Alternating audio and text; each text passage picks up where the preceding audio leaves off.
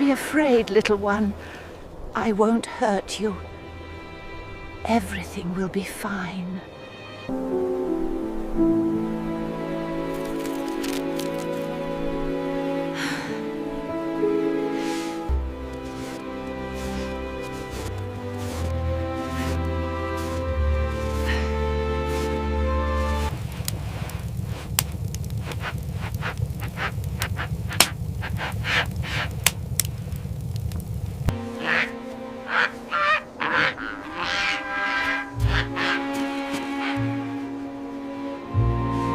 Look, Misha.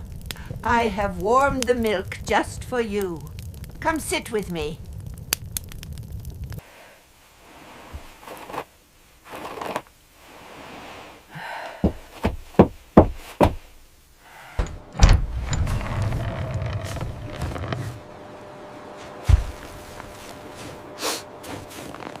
Go on, be free now. Goodbye, my friend.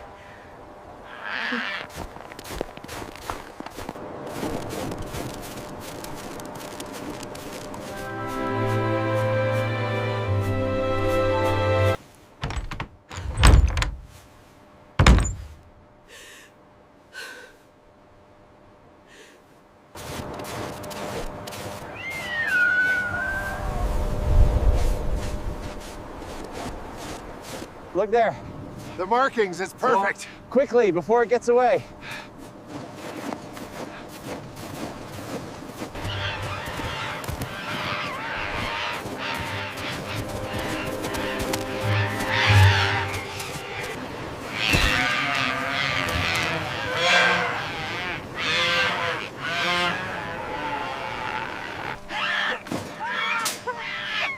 Got him! That was easier than the last one. Lock it up tight. He's worth a fortune.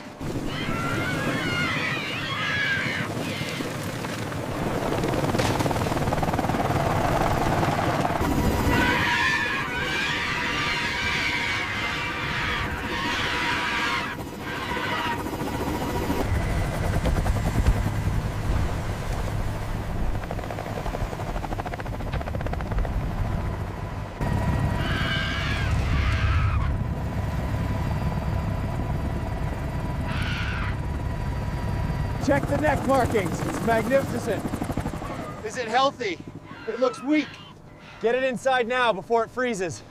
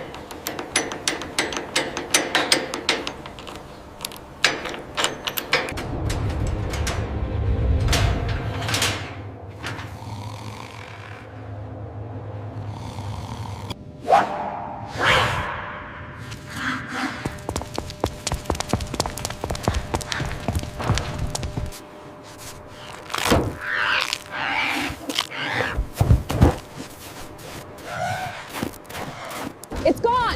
The penguin escaped! Move, quickly! Check the outer gates.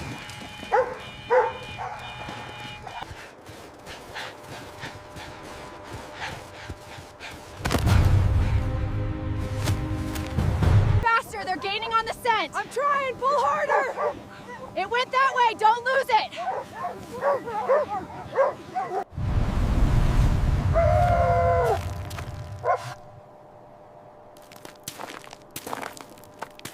Go, go, chase the bird, move it! They won't move.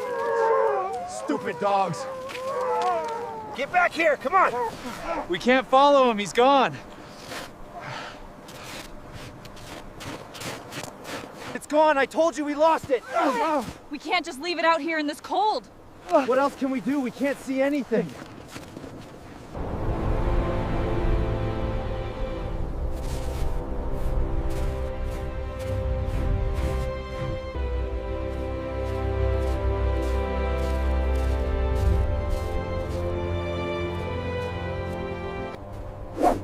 As days turn into nights across the frozen plains, the arduous journey takes its toll. Yet,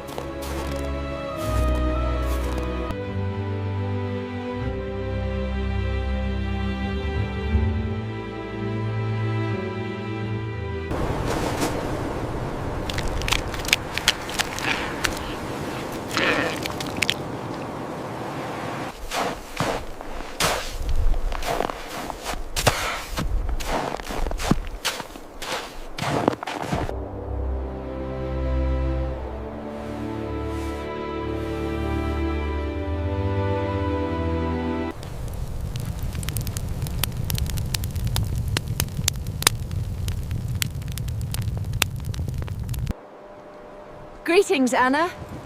We've returned with the supplies.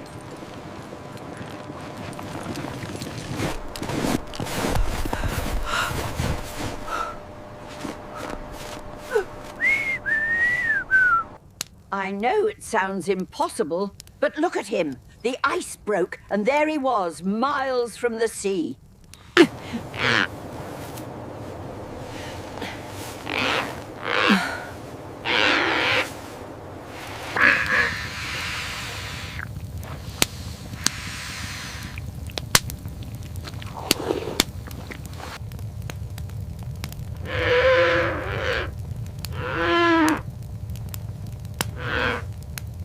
The stories were true.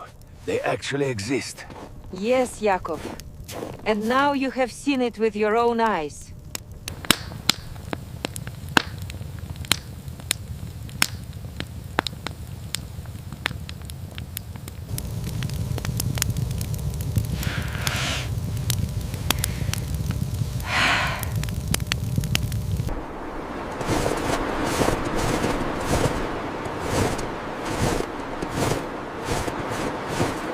Keep watching, because what you're about to hear will change how you see loyalty forever. The silence you hear at the end of this night is not peace, it is memory. A lonely wooden cabin stands against the endless white. A small snow shelter waits beside it. And somewhere between frozen mountains and broken footsteps, two lives almost disappeared forever. An old woman who thought hunger and cold would be her final companions. A small penguin who crossed death itself again and again, not for survival, but for loyalty. And now ask yourself, how many minutes were left before her breath stopped that first night? How many heartbeats before the snow closed over her forever? Her name was Anna. 70 years old, alone in the most brutal place on Earth, Siberia, where temperatures drop to -71 degrees Celsius, where the wind doesn't just blow, it erases you. She lived in a tiny wooden cabin miles from the nearest village. No family, no visitors, just her and the endless white silence. For weeks, her food had been running out. One fish, then half a fish, then nothing. The firewood was gone, the stove went cold, and on that final night, she lay down on her bed, wrapped herself in a thin blanket, and closed her eyes. She wasn't afraid, she was just tired. The cold crept into her bones, her breath became shallow, the candle flickered and went dark. She was minutes away from disappearing, forever. Just another name the snow would swallow and never return. But weeks before this moment, something impossible had happened.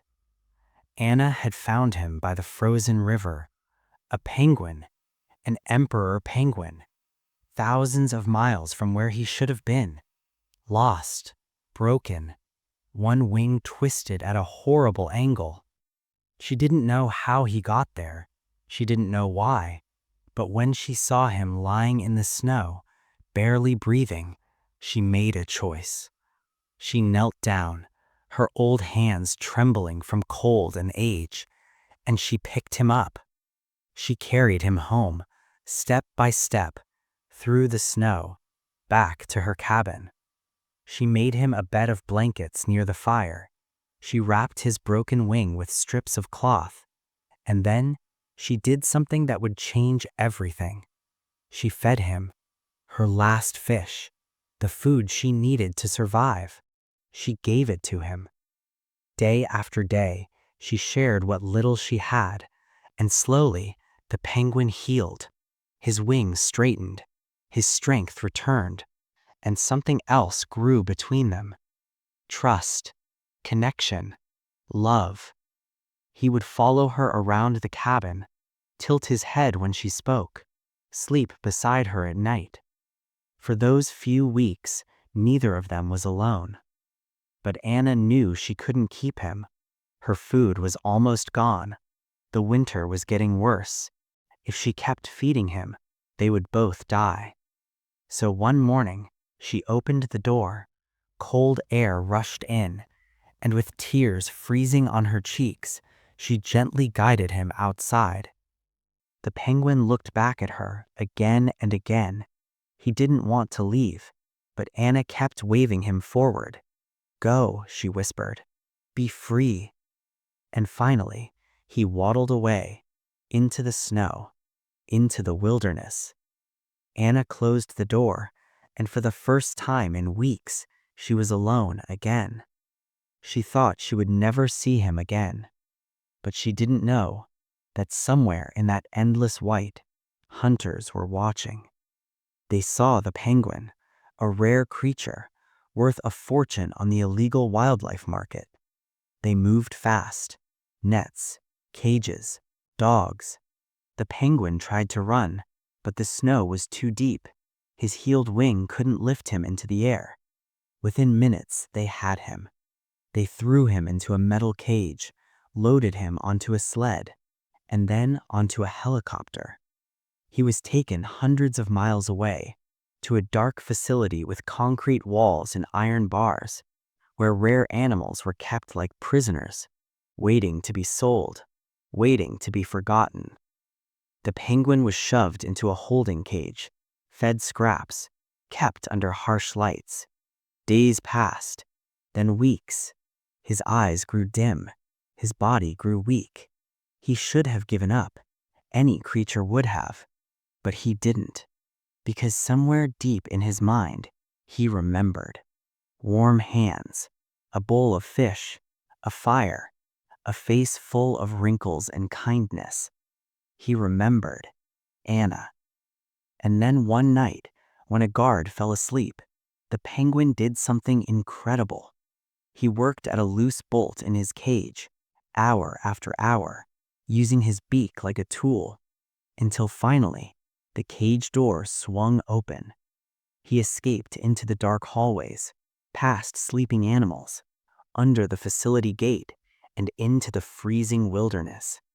Behind him, alarms blared, dogs barked, men shouted, but he didn't stop. He ran, across frozen rivers, through dark forests, dogs chasing, lights sweeping. But the hunters gave up at the river's edge. They couldn't follow him across the ice. For the first time in weeks, he was free. But freedom wasn't his goal. Home was. And so began a journey that should have been impossible. No map, no compass, just memory and something deeper than instinct.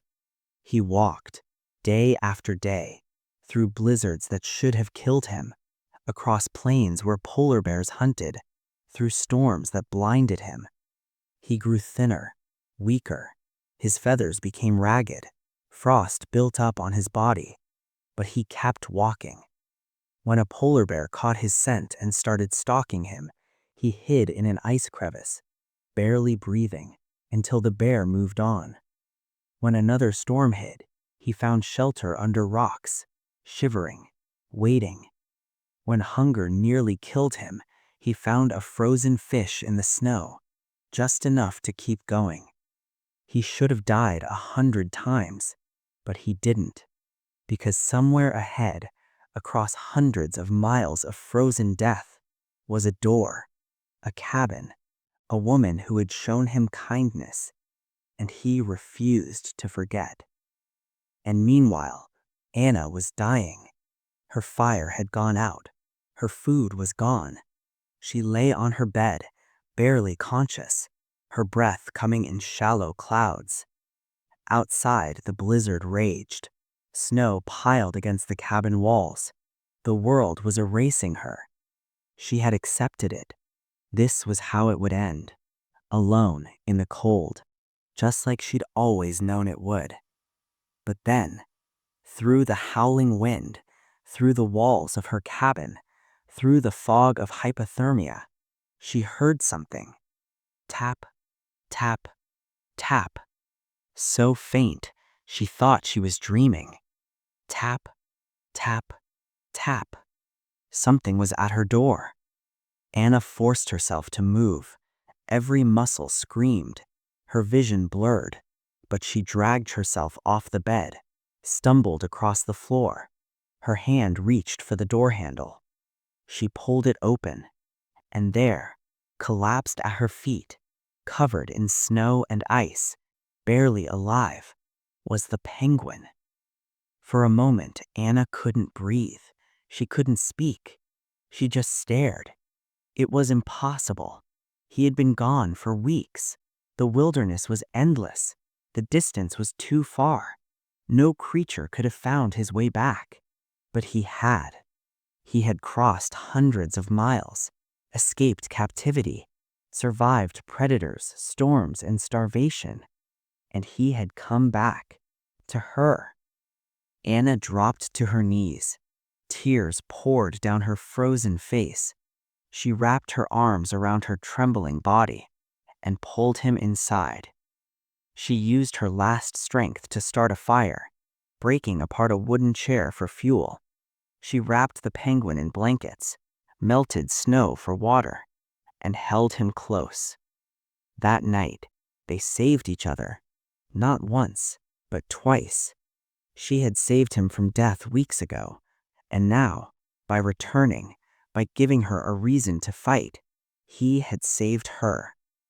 When morning came, villagers arrived. They brought food, supplies, and when they saw Anna alive, with a penguin beside her, they couldn't believe it. How? They asked. Anna just smiled and looked at the penguin. He remembered, she whispered. So now ask yourself, what invisible force made him walk through storms no creature should survive, towards a door he wasn't even sure still existed? What does it mean when an animal remembers kindness longer than pain, longer